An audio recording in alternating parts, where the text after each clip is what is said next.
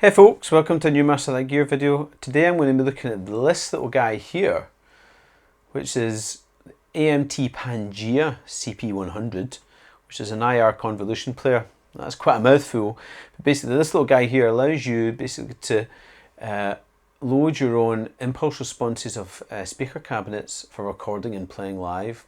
Now if you don't know what an impulse response is, basically it's a way of kind of modelling real world objects and spaces for using recording. So you might have seen people talk about convolution reverbs and things, where people have basically used recording techniques to get the sound of a room, and then you can apply that reverb in your own recording software. So you just record and you can have like the cathedral and wherever, you know. You can do the same thing with speaker cabinets. And this is great because this means that, you know, when you're recording, you don't have to have, you know, multiple cabinets kicking about in your studio. You might even just have like a small cabinet and you have like a modelled 4x12 and all that sort of stuff, so it saves in room in your studio. But also means you can muck about with sounds when you're recording.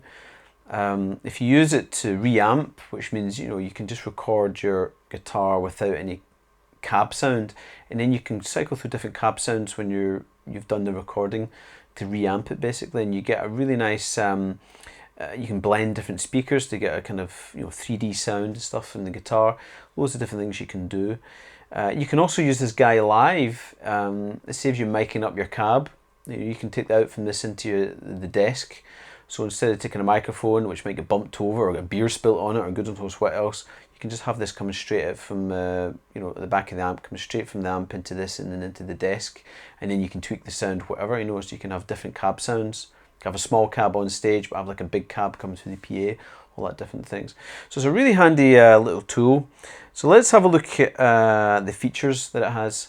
So here we have the front of the Pangia. It actually looks pretty complex for what actually is going on here. It's quite a busy looking front, but there's a lot control in a kind of small package, so I suppose that's why it looks like that.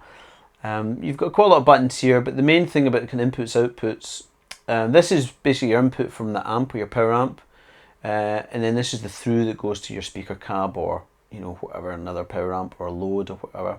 You've got an auxiliary in here as well if you want to hook up, you know, MP3 player or whatever, or some other kind of audio coming in. And then the out here is the one that you hook up to headphones or your DAW, whatever. Now the out is actually controlled by this button here, where you can set like for headphone level, line level, or balanced if you want. Obviously I've got it for line level at the moment because I'm just going straight into my audio hardware. This edit enter button is basically really used for when you're editing your presets, but the preset selection is quite straightforward. It's just bank and preset here up and down, you know, so I can go up and down the banks and I can go up and down the presets with that one there. We have an attenuation out thing here as well, basically two little switches. One that controls, you know, if you want the top bar or the bottom bar, and you can go from like no attenuation right down to -40, which is handy if you don't want to overload whatever you're going into, if it's like a desk or something like that live, or, you know, your own audio hardware, whatever. So it looks as busier than really what's going on here, but it's quite straightforward. I mean, the LCD displays nice and bright. You can see that it measures your input level and your output level, which is really handy. Just make sure you've got, you know, a nice level in, nice level out. Because what I found with this is, you know, it could be quite easy to overload the input on your audio hardware, depending on what your amp's chucking out, you know. The simplest way to use the Pangaea is basically the way I've got it set up just now, which means it's sitting right between my amp and my cabinet. So what this does is basically the guitar signal is going to come, whatever distortion pedals, whatever the front, it's basically the sound that would normally go to the speaker, goes through the Pangaea, and then from there there's a through to the actual cabinet itself. So there's no load in this situation. So what that means is if you're wanting to record late at night, you're still going to get the sound of your amp coming through your speaker. What you would need to do, we would take that through to some sort of dummy load. There's other things you can get from other people that have the load built in, but obviously they're a little bit more expensive. But this also means it's, it'd be a much bigger thing as well. So with this, you're still going to get the sound of the speaker, but it means you can have completely different speaker sounds as we were talking about, and you don't need to mic up your cab, which might be handy if you don't want any kind of ambient noise getting caught in with the microphone, depending on your recording setup. So this is what I've got just now. So this is one of my own impulse responses, which is basically a Marshall one with a cap edge about 1 inch away, I think, if I remember. So it gives you that kind of sound. And then of course I can change this, I can change the preset.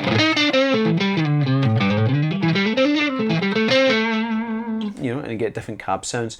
The only thing is I'm recording that sound direct to disc now, so I can't change that afterwards. So what I'm going to do now is I'll hook it up so I could basically reamp a DI signal from my guitar. So what I've got is a DI box that's going to take basically the DI sound of this amp. So really what I'm taking is the effects loop out. And I'm going to take that and stick it into my audio hardware. So I'm going to record basically the guitar before the power amp section in the speaker. So then what I can do is then run that out from my audio hardware through the Pangaea and then back into my audio hardware, okay, if you're keeping up with me there. Now what that means is I can have like a very default, nasty gnarly sound, and then basically apply my own speaker cab IRs after I recorded the fact, so I can listen to the guitar and cycle through all the different ones and pick the one that I like the best. Or I can take one guitar part and have it going through 2 different cab sounds and then mix it left, right, whatever, put a wee bit of delay in, get a bigger kind of sound. So what I'll do is I'll do that, and also it'll give you an idea of the different kind of cab sounds that are actually built in there. I'll record some different guitar styles parts, and then I'll just cycle through the banks and presets and let you listen to the different sounds.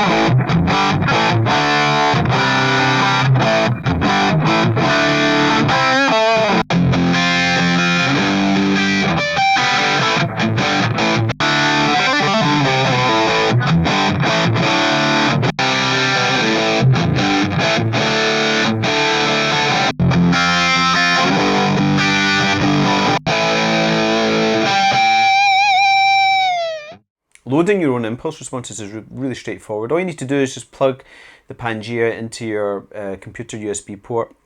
It comes supplies with a USB cable, and then it just acts basically as an external drive. And from there, you can access the file structure and just do a drag and drop to drag your impulse responses across. And there's loads and loads of banks and presets there. It comes obviously with some default ones. But you can grab your impulse responses from Wedwire's, Ownhammer, the ones I've kind of used in the past. Just drag it and drop it across, and you've got a nice flexibility there to have a load of different cabinet sounds at your disposal. So the Pangaea actually allows you to edit the impulse responses you put on there from the actual unit itself. So the way we do that, basically, I've got my one of my own loaded here. It's a Marshall cab with a mic, kind of the cap edge about an inch away. Which I like it sounds. So to change basically edit this IR, if I hold down the edit button here, it brings up this menu. So you can see we've got 4 areas here. The first one here is actually the cabinet simulation itself. So it's the IR on, basically. This is it on. Switch it off. And back on. So it's a simple one, just switches it on and off. Next we've got the EQ. So if we switch that on and then edit it, you can see it brings up this EQ, the different frequencies. So we've kind of got, you know, kind of bass and mids and highs and very highs, I suppose, one way of looking at it. So you might, if you wanted, want to push the mids in that a little bit, maybe bring in a little bit more the bottom end as well. You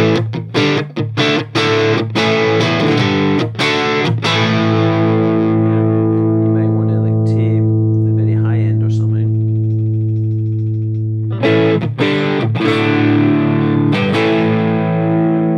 And of course, if you like that, oops, wrong button now. If you like that setting, bring that back down.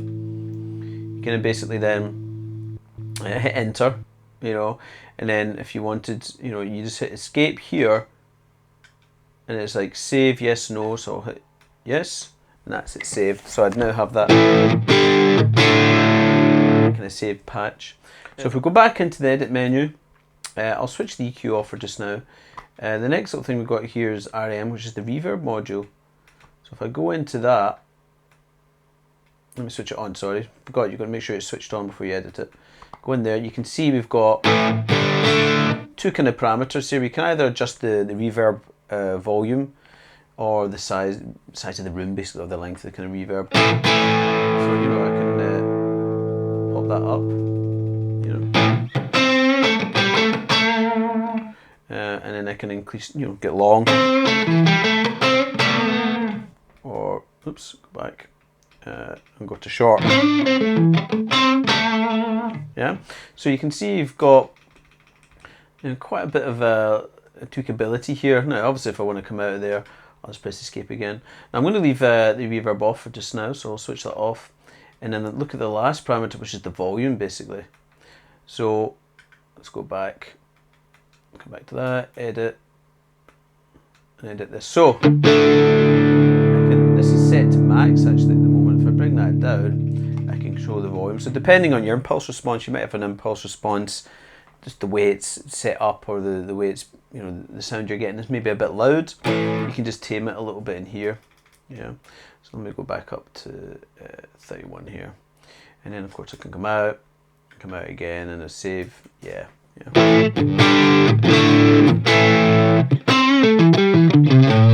So there you have it. That's the Pangaea from AMT.